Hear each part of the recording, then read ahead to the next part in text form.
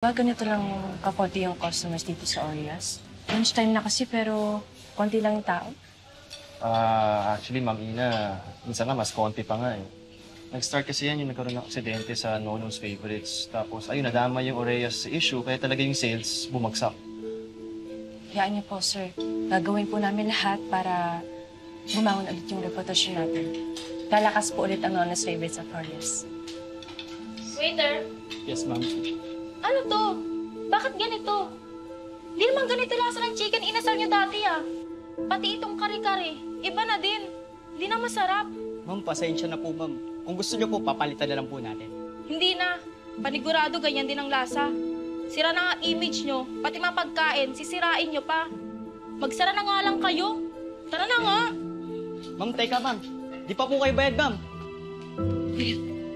Okay lang po. Hayaan niyo na.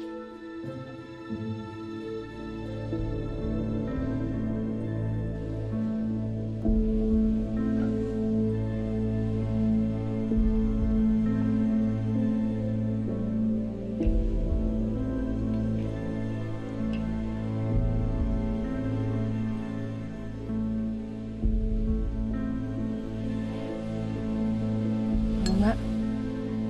Bakit naging ganito? Anong sabi ni Conrad? At saka, nung chef, anong sabi niya? Bakit daw nag-ibang lasa? Hindi daw po tayo nagpalit ng supplier sa karne. Pero nagpalit po tayo ng supplier sa spices and ingredients. Doon daw po nagkaroon ng changes yung timpla ng mga sinaserve natin.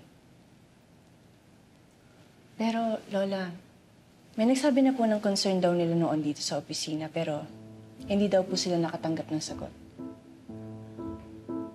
Wala akong natatanggap na reklamo. At kung meron man, a-actionan ko kaagad yun. Makikinig ako. It's really weird.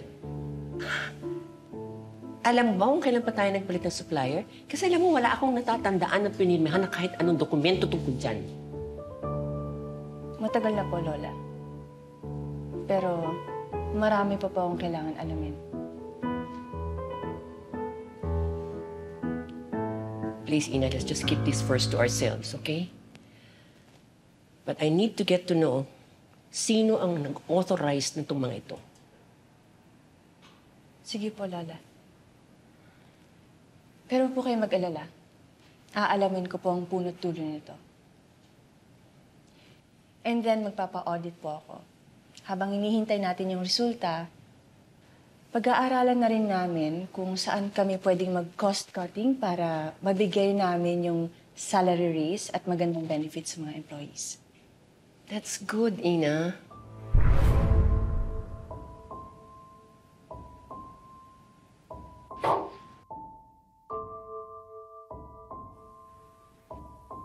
Charlie.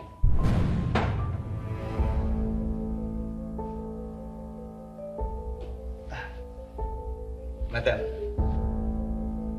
Nakikinig ka ba sa pinag-uusapan namin ni Ina?